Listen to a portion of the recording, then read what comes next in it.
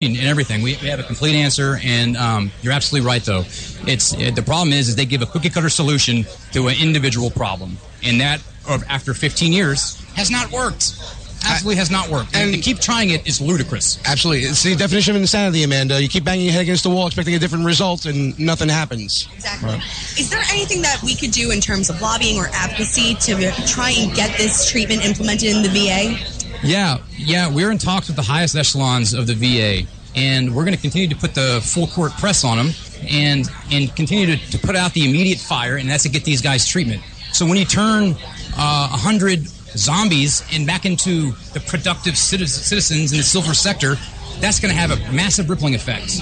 And then you treat more and more and more. By soon, it's going to take root, and it's going to be demanded that the government is either going to get on the train or they're going to miss it, because technology will come by and it will make the VA irrelevant, and we can just rely on certain technologies to do these things for us. It sounds like a great solution, and I'm glad that it's finally in the works.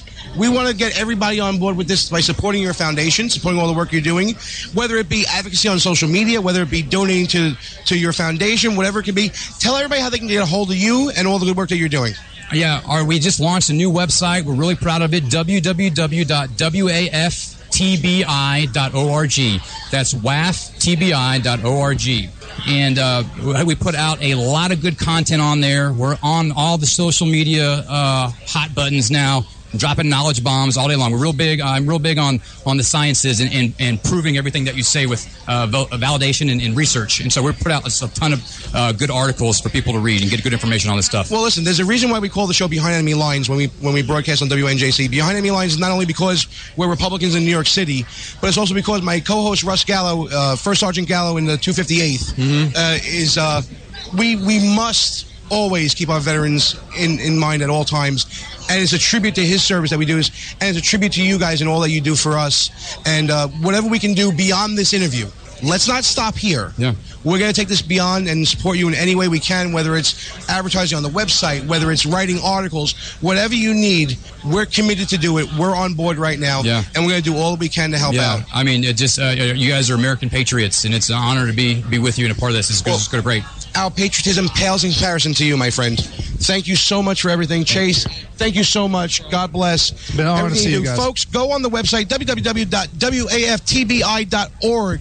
And, since that interview, I've had opportunity to talk to both Andrew Marr and Adam Marr with Warrior Angels Foundation. And the amount of veterans they helped this year, the hundreds of veterans they helped this year in managing their TBI and their PTSD, absolutely remarkable. The work that Dr. Gordon is doing with them, there's no words. There's no words for the gift that Warrior Angels Foundation has given to those veterans, and we hope they continue that great work in the new year, and we'll be there to support them as well. Time for another one of our great interviews. It's another one from CPAC, the guest that we have featured the most on this show. He's our friend, Van Hipp, from American Defense International, a great patriot, a great American, and a really great friend. The best part about this interview that I remember is what happened after the interview, which was Van and myself and Amanda Cohut, who helped with the interview, and a couple of our friends as well, just sitting around and talking politics with probably the foremost expert on American foreign policy and counterterrorism,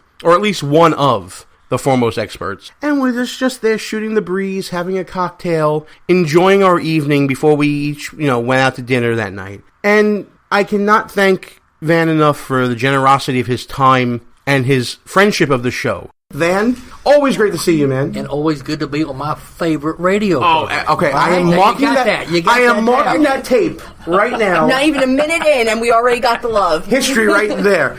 So, listen, congratulations on the panel that you moderated at CPAC. Tell everybody all about it. Yeah, it was called Fighting for Victory Against Radical Islam. We had Congressman Steve King, Jim Hansen, who is from the Center for Security Policy, and Ayan Hirsi Ali, who fled radical Islamic persecution in Somalia, has come to this country, has a best-selling book out called Infidel, and just great people. And we talked about the fact that radical jihad, these people are here in this country, and we've let them in by not securing the borders. But we talked, too, about the things that we've got to do to keep this country safe, and That's really what 2016 is about, electing a commander-in-chief to keep America safe. Earlier I was with Ambassador Bolton, and we were talking about the ramifications of what a Clinton presidency would do, not only for our standing in the nation, but just for our military readiness status.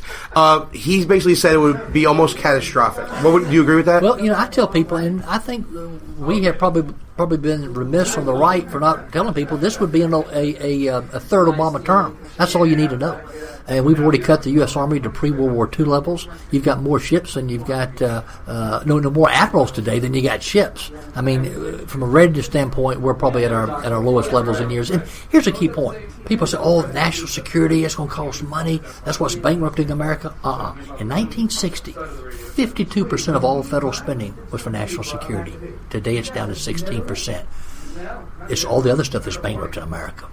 We've been saying for years, Amanda, it's been not only cut through the muscle, but through the bone. Military spending. We're just not ready anymore.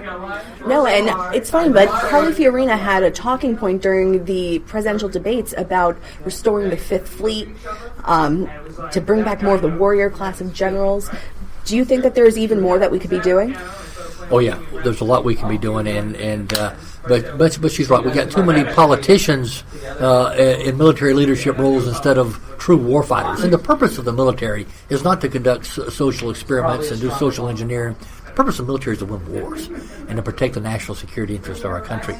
And the reason the states came together, the reason we have a federal government in the first place, is to provide for the common defense. Everything else is secondary. Van, the one thing that I was jealous of the most with you was during the South Carolina primary, you were with every single presidential candidate, not only that mattered, but that was out there. And you were basically the, I guess you want to say the welcoming committee for South Carolina. Tell me about that experience and what you take away from that. Well, my background, 1979, I was 19 years old, but I was on the committee of the Republican Party that created our first Republican presidential primary. So I understand and appreciate the history of the primary there, and we used the primary to build a Republican Party in South Carolina. But with my book, The New Terrorism, How to Fight It and Defeat It, over half the candidates actually got the book, and their staffs read it and looked at it to help prepare themselves on the foreign policy and national security aspects for the debates. So we were very blessed and fortunate to be asked by several of the campaigns to run and would serve as a moderator for their town halls. So it was a lot of fun. Well, since they got the chance to read the book and since you got an opportunity to meet with all the available on Amazon.com, everybody. Excellent plug. What were your takeaways? What were your impressions? Were there any candidates who you felt really understood what needs to be done to fight the faceless enemy? Yeah, if I could have blended about 4 or 5 of them and put them together, I think we'd have a great commander-in-chief. But I got to tell you, I had a great town hall with Marco Rubio last summer. Went great, and answered every question. It was like rapid fire. I mean, he was great. And I got to tell you, Ben Carson got a bum rap from a lot of people in national media. Now, bear in mind, I interviewed him after he had just come back from Jordan, dealing with the Syrian refugee crisis and all. And I think he had actually read the book because he was talking about the electromagnetic pulse thread, and I recognized some of the stuff. But brilliant man. And of course we did Donald Trump in Beaufort, South Carolina, the Tuesday before the election. And I got to tell you, with Trump, we talked about the ballistic missile technology of North Korea and how the Iranians have been funding that. And I was impressed. And that's high praise coming from Van. Mm-hmm. What was your overall impression of Donald Trump? Is he a man unto himself in the campaign? Is he listening to other people around him? Or is he shooting from the hip and just going with it? Well, we're going to find out. But I do think it was very interesting, and we actually did 2 of his town halls. But he was very gracious. And the one thing about the Trump phenomenon is this, and I studied this. I went and looked at the returns, where he's getting his votes from and all. It's like the old silent majority. President Nixon, before he called them the silent majority, he called them the forgotten Americans. People who pay their taxes, they go to church, they love their country, but feel like their government's let them down. And regardless of who the nominee is, we've got to figure a way how to keep these people in the Republican Party, in the conservative movement. Because, look, people, when we saw what Romney's done today and with Trump and all, the establishment created Trump. And let me tell you what I'm talking about. If we had secured the borders like we were supposed to, and I said this at CPAC today, that the Republican Party and the Democrat Party both have failed the American people in securing the borders of this country. Duncan Hunter, who I supported for president in 2008, authored the Secure Fence Act in 2006. We did not fund it. We did not enforce it. It was the law of the land. If we had done that, our borders would have been secured. Oh, by the way, a portion of that double fence was built along the San Diego-Tijuana border. Guess what? Murder, crime, drugs, illegal aliens, it's all down by in excess of 90%. It works. When you secure the border, it works. So for the people who want to go after Trump, I tell them, hey, you helped create Trump because you didn't enforce the border of this country. We say that a lot on our show, that Trump is not only the result of an angry America, but he is also the result of an apathetic government that may have the tools to have done the job, but didn't finish the job. And now that Trump's message is getting out there, they're upset that people aren't still buying into the same old government that they've had for years. Yeah. And now it's like they're listening to somebody else's tune, and they're upset about it. And they have to wonder why. Yeah, and they're fed up with the establishment. And look, right now, this is an opportunity for conservatives and Republicans. In South Carolina, we had 125,000 roughly new people. We went from 600,000 to 725,000. 125 new voters.